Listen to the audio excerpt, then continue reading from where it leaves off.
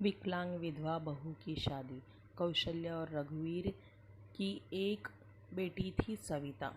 सविता को बचपन में ही पोलियो मार गया था, जिससे वो एक पैर से अपाहिज थी। सब लोग उसे दया की दृष्टि से देखते थे और अपने माँ बाप की बहुत लाडली थी।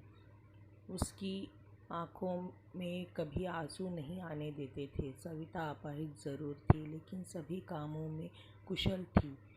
स्कूल में भी वह सभी अध्यापकों की प्रिय थी। एक दिन कौशल्या बोली, सुनो जी, सविता 11वीं पास हो गई है। हमारी बेटी दिव्यांग है, उसके लिए भी ऐसा ही लड़का ढूंढना पड़ेगा। लगता है उसकी शादी करने में बहुत मुश्किलें आएंगी, इसलिए अभी से लड़का ढूंढना शुरू कर दो। रघुवीर बोला, हाँ कौशल्या, सही कहती हो।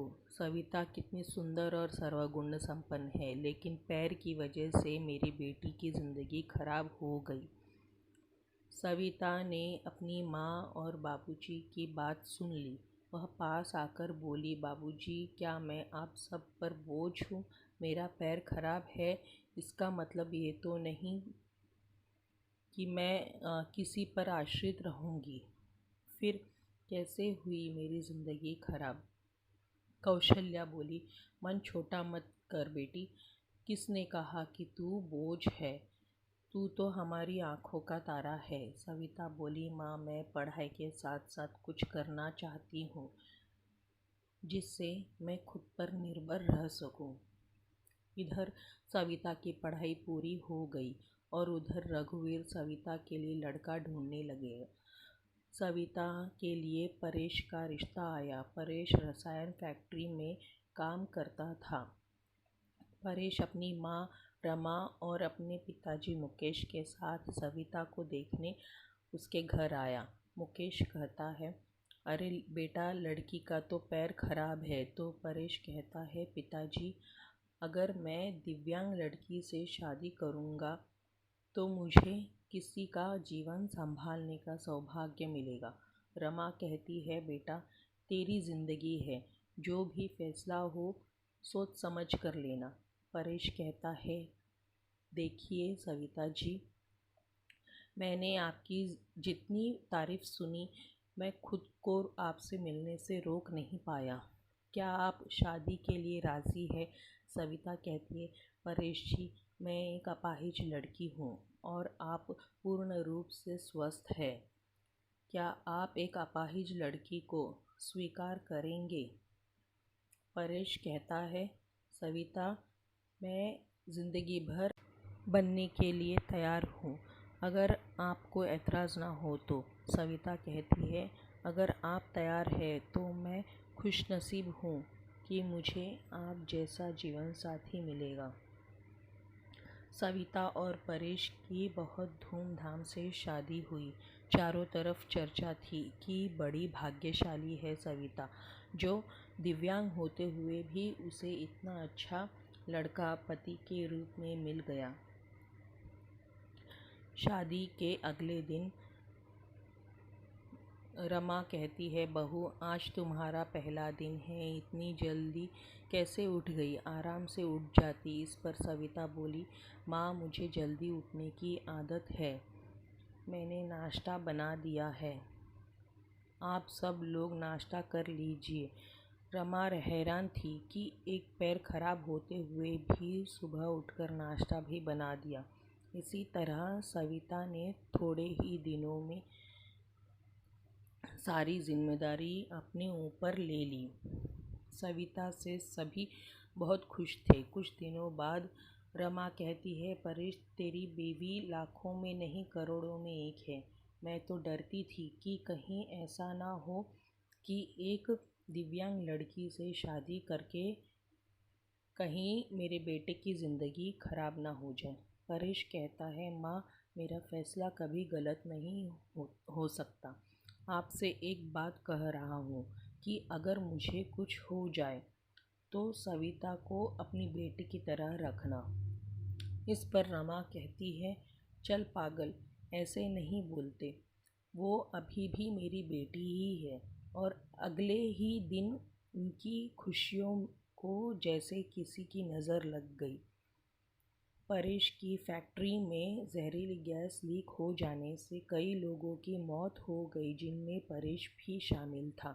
जब ये खबर परेश के घर पहुंची तब घर में हाहाकार मच गया। लेकिन सविता तो जैसे पत्थर सी हो गई। वह खामोश थी, उसकी आंखों में आंसू नहीं थे। वो परेश को यूं ही फटी आंखों से देखती रही। कुछ औरतों ने उसे हिलाते हुए कहा, बहू रो ले, देख परेश को, वह मर गया है। अगर रोएगी नहीं तो पागल हो जाएगी तू, विधवा हो गई है, विधवा। इस तरह की बातें सोचकर सविता फूट फूट कर रोने लगी। सविता रोते हुए बोली, उठो परेश, आंखें खोलो। मैं अकेले किसके सहारे जीऊँगी? अभी तो मैंने तुम्हारे साथ कुछ ही दिन गुजारे थे, फिर मुझे अकेला छोड़कर क्यों चले गए? परेश का अंतिम संस्कार हो गया और सविता के अरमानों का भी।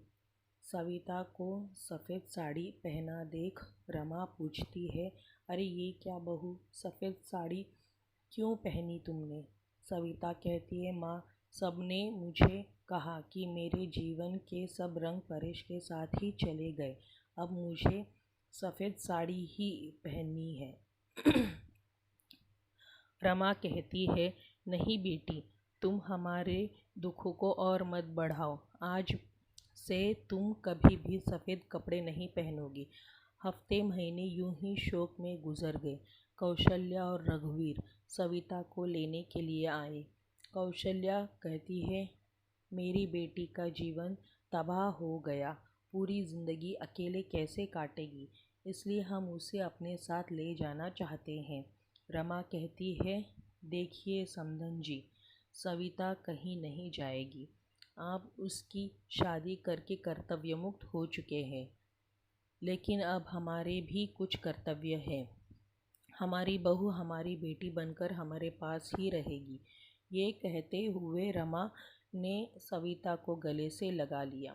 मुकेश भी कहता है, हाँ समधन जी, रमा सही कह रही है। हम सविता को आगे पढ़ाएंगे और किसी लायक बनाएंगे। आप चिंता मत करना, हम अपनी सविता को पलकों पर बिठाकर रखेंगे। सविता भी कहती है, माँ बाबूजी, परेश इनके इकलौता बेटे थे, अब वो नहीं है तो ऐसे में मैं भी इनको छोड़कर चली जाऊँ ये सही नहीं है। मैं इनके पास रहकर ही इनकी सेवा करूँगी। सविता के माँ बाबूजी चले जाते हैं। अब सविता अकेली थी। उसने अपना सारा ध्यान पढ़ाई में लगा दिया। ऐसे में उसकी मुलाकात गौरव से हुई, जो समय समय पर सविता की पढ़ाई में मदद करता था। गौरव मुकेश के दोस्त का सबसे अच्छा बेटा था। उसका काम के सिलसिले में परेश के पिता के पास आना जाना लगा रहता था। गौरव इंजीनियर था और बड़े ही अच्छे स्वभाव का संस्कारी लड़का था। चारों तरफ औरतें बातें करने लगी। एक औरत बोली, अरे देखो कैसी विधवा है ये, सफ़ेद साड़ी नहीं पहनती, पति का ज़रा भी दुख नहीं है। तो दूसरी बोली, बन संवर कर कॉलेज जाती है। बेचारी रमा और मुकेश का तो बुढ़ापा ही खराब है। तीसरी औरत ने कहा, पहले इस लड़के का घर में आना जाना ठीक था, लेकिन अब परेश नहीं है तो इसे जवान विधवा बहू के घर नहीं आना चाहिए। लेकिन सविता को किसी की बातों से कोई फ़र्क नहीं पड़ता था, क्योंकि उसके सास ससुर उसके साथ थे। रमा जब इतनी अच्छी बहू के लिए लोगों के ये ताने सुनती तो वह तड़प उठती, रोने लगती। सविता ने अपनी मेहनत से बीएड कर ली और विकलांग कोटे में वह एक शिक्षिका के रूप में नियुक्त हो गई। फिर एक दिन रमा कहती है, सुनो परेश के पापा, हमारी सविता अब एक टीचर बन गई है। लोग न जाने उसे कैसे कैसे ताने देते हैं। हमें अब उसकी शादी कर देनी चाहिए। तो मुकेश कहता है, सही कह रही हो रमा, विधवा है, अनाथ नहीं, जो लोगों की उल्टी सीधी बातें सुनेगी। हम अपनी बहू की शादी धूमधाम से करेंगे। मुकेश ने जब अपनी बहू के रिश्ते की बात जब लोगों से की, तब लोग कहते हैं, अरे मुकेश, तू पागल तो नहीं हो गया जो विधवा बहू की शादी करना चाहता है। मुकेश कहता है, हाँ, मैं उसकी शादी करना चाहता हूँ। उसकी ज़िंदगी से विधवा शब्द हमेशा के लिए मिटाना चाहता हूँ। तभी गौरव ने आकर के कहा, अंकल, अगर आप सविता के काबिल समझते हैं मुझे, तो मैं आपकी बहू से शादी करने के लिए तैयार हूँ। मुकेश चौंकते हुए कहता है, गौरव तुम? गौरव कहता है, हाँ मैं।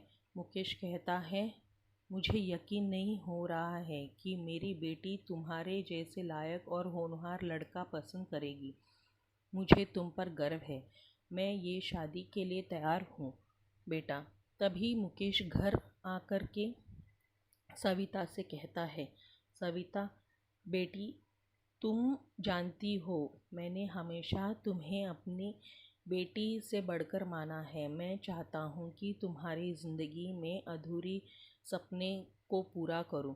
मैं तुम्हारी शादी गौरव से करना चाहता हूँ। तुम्हें कोई ऐतराज़ तो नहीं? सविता कहती है, पिताजी, परेश की जगह शायद ही मैं किसी को दे पाऊँ, लेकिन आपने जो मेरे लिए किया वो कोई कर नहीं सकता। आपका फैसला मेरे सर आँखों पर, जैसा आप कहें मुझे मंजूर है। और फिर सविता और गौरव की धूमधाम से शादी हो गई और सब खुशी से रहने लगे। दोस्तों, आपको ये हमारी कहानी कैसी लगी? अगर अच्छी लगी हो तो लाइक करें और इसी तरह की कहानियों के लिए चैनल को सब्सक्राइब करें। धन्यवाद।